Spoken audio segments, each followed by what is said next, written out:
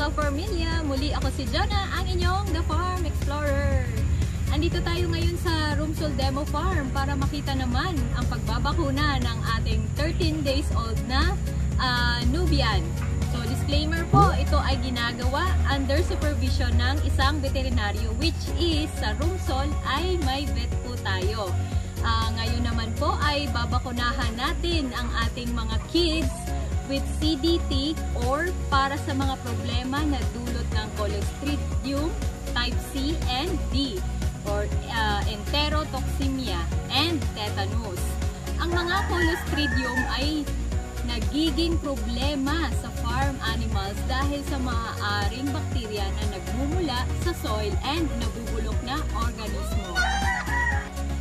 Dahil din sa biglaang pagbago ng kondisyon sa animals ay maaaring lumabas ang mga sakit na dulot ng bakterya. Madalas ito ay sa mga malalaking kids na bigla na lamang magtatae at di na makarecover. Kaya ito ay kilala sa tawag na overeating disease sa kanila.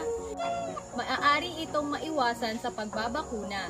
May mga health and vaccination program na binibigay ang ating mga veterinaryo na maaari nating sundin.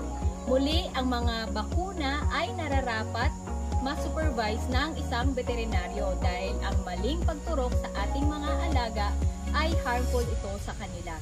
Muli, ako si Jonah, ang inyong The Farm Explorer. Happy farming everyone! Paalam!